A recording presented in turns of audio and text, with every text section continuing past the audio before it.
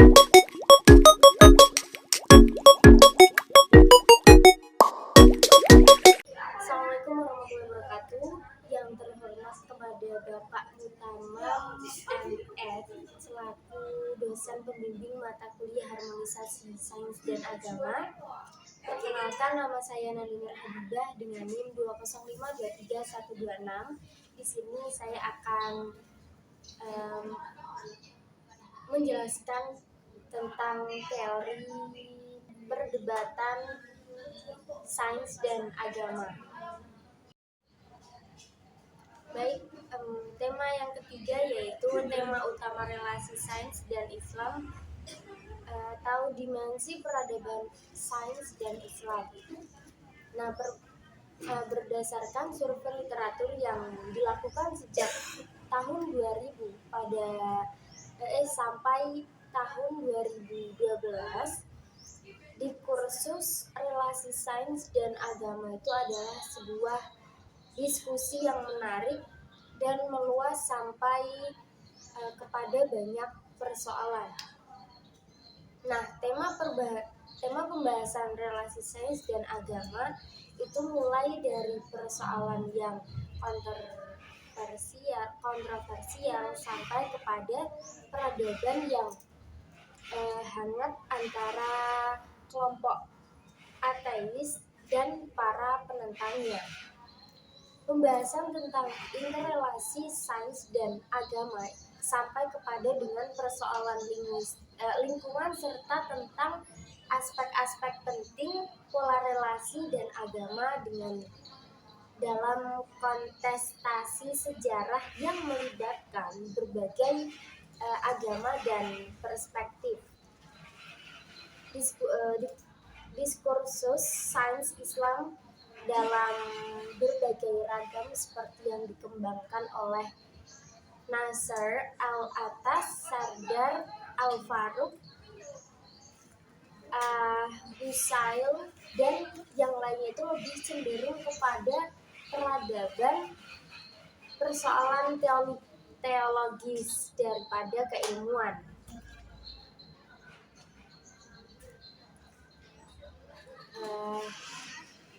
Sebagian besar itu berupaya untuk menonjolkan dan memperkuat peran dan kontribusi keyakinan dan nilai-nilai keagamaan Islam dalam merumuskan sains Islam. Bagi Irfan Habib, yang dibutuhkan umat Islam dewasa ini bukanlah sains Islam yang bersifat eksklusif, tapi sains dalam peradaban Islam yang bersifat inklusif dan juga berkembang lintas peradaban. Sebelum para pemikir di atas menekankan betapa pentingnya sains, para pemikir Muslim sebelumnya telah banyak menyuarakan bagaimana pentingnya sains dan ilmu-ilmu rasional bagi kemajuan umat Islam. Ernest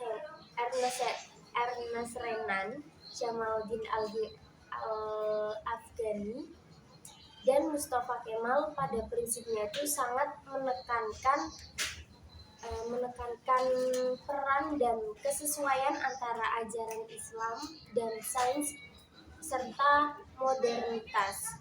Oleh karena itu, mereka sangat menentang dogma, tradisi yang statis atau jumud, dan irasionalitas yang dapat menghambat sains atau diterimanya ilmu-ilmu rasional. Hal yang penting perlu diketahui bahwa masing-masing tokoh tersebut tentu saja memiliki perbedaan. Seperti Mustafa Kemal itu mendukung liberalisme dan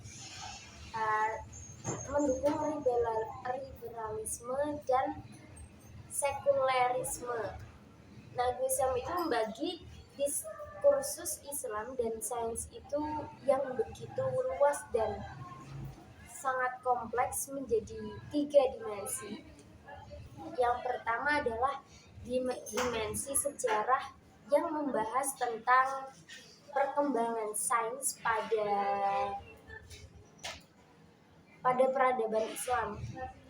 Kedua adalah dimensi aplikasi praktis yang membahas tentang penggunaan sains dalam masyarakat Islam seperti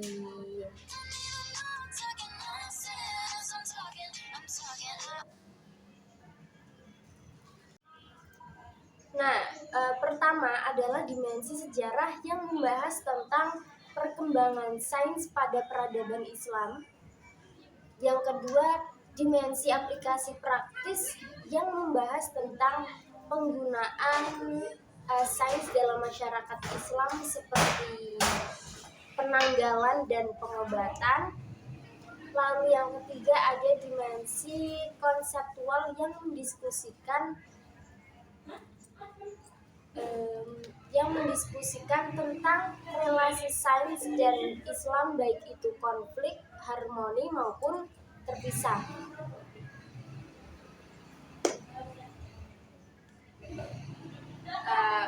Pada kesempatan lain,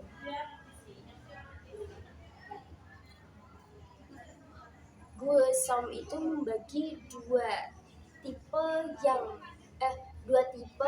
terkait dengan masalah perjumpangan sains modern dan agama dalam Islam, yaitu level elit akademik dan level publik.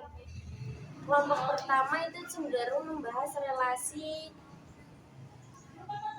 sains modern dan agama secara filosofis dengan mencari prinsip-prinsip mendasar dari kedua komponen tersebut. Nah, kelompok pertama ini berupaya membangun pandangan filosofis dan keagamaan tersendiri sesuai dengan pendekatan yang digunakan. Pendekatan yang digunakan baik dari liberal, konservatif, dan rasional,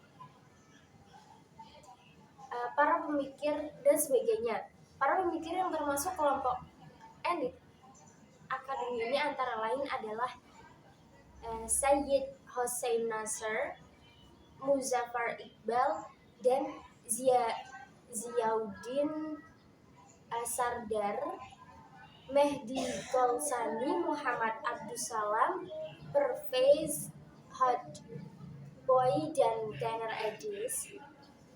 Nah, berbeda dengan kelompok pertama, kelompok kedua itu berasal dari para dai dan masyarakat umum, dan mereka membahas tentang relasi sains modern dan Islam secara lebih luas seperti di sekolah, media, dan toko buku. Persoalan yang dibahas oleh kelompok ini adalah sebagai penemuan ilmiah dan pengembangan teknologi seperti teori Big Bang, teori evolusi Darwin, cloning, dan sebagainya. Nah, dalam konteks dimensi relasi sains modern dan Islam, Gue Som tampaknya secara jelas itu mengklarifikasikannya ke dalam 3 dimensi, yaitu sejarah, praktis, dan teoritis. Nah, ketiga dimensi tersebut sama-sama penting dan saling berkaitan satu sama lain. Sementara itu, dalam konteks tipe kelompok yang tertarik dan terlibat dalam pembahasan sains modern dan Islam, ia hanya membagi pada dua kelompok besar, yaitu kelompok intelektual dan kelompok publik, baik level akademi maupun publik tertentu. Tidak terlepas dari perdebatan dan fakta historis tentang eksistensi dan peran sains di dunia Islam, ketiga dan peran di dunia Islam. Nah, ketiga faktor tersebut itu boleh jadi menjadi alasan meningkatnya daya tarik untuk mengkaji relasi sains dan Islam. Tidak hanya bagi akademisi dan praktisi di kalangan umat Islam itu sendiri, tapi juga bagi akademisi dan praktis secara umum. Kajian terhadap hubungan sains dan kitab suci tentu saja tidak hanya terjadi pada umat Islam. Persoalan yang sering muncul adalah apakah ayat-ayat pada kitab suci itu sesuai dengan sains. Nah, persoalan lain adalah apakah kebenaran kitab suci dapat dibuktikan dengan sains dan atau sebaliknya. Jika ada kesan pertentangan antara kitab suci dan sains, apakah yang mesti dilakukan baik oleh pemuka agama maupun ilmuwan terkait dengan prospek ke depan persoalan relasi agama dan sains? Peter Harrison menawarkan beberapa hal yang terkait dengan beberapa hal yang bersifat tentatif. Pertama, sama halnya dengan keberagaman pengetahuan, persoalan relasi sains dan agama juga beragam. Apakah model relasi sains dan agama yang dipahami itu sangat tergantung dengan batasan konstruksi pemikiran seseorang. Nah, yang kedua, dimensi politik dan kekuasaan juga memiliki peran yang tidak dapat diabaikan dalam konstruksi relasi sains dan agama pada peradaban dan masa tertentu. Ketiga, relasi sains dan agama tidak dapat terlepas dari isu-isu pluralisme agama. Dalam konteks relasi sains dan agama di Barat itu khususnya Kristen, perlu juga diperhatikan bagaimana konsep relasi sains dan agama dalam agama lain seperti Islam dan Buddhisme.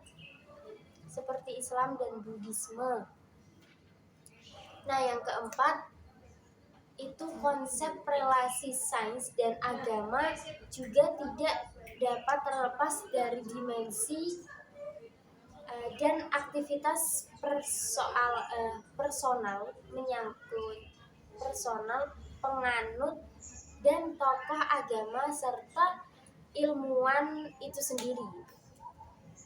Yang terakhir, analisis historis memiliki peran sentral dalam merumuskan relasi sains dan agama kontemporer.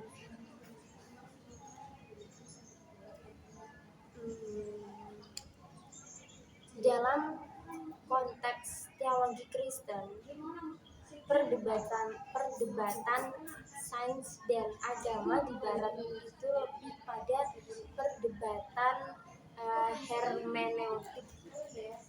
Pemahaman tradisional terhadap kitab suci itu sulit memiliki titik bertemu dengan berbagai teori-teori sains, khususnya teori evolusi. Oleh karena itu, pemahaman terhadap kitab suci seperti penggunaan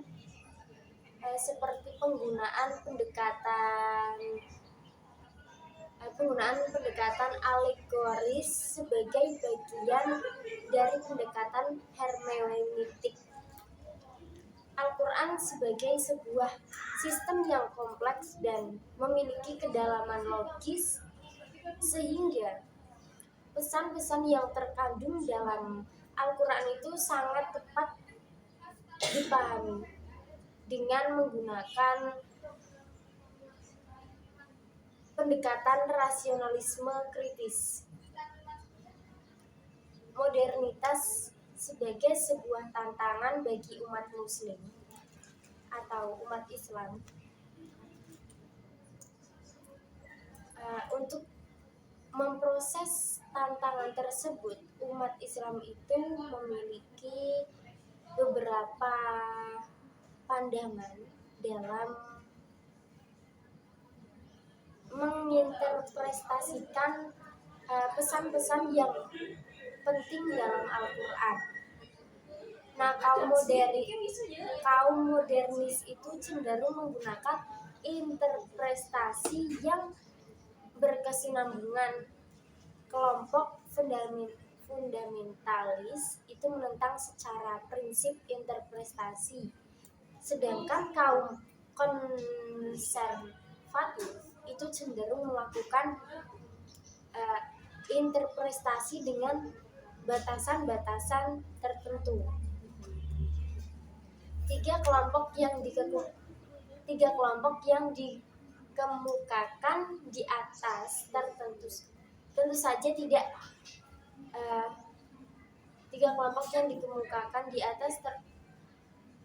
tentu saja tidak dipahami secara kaku.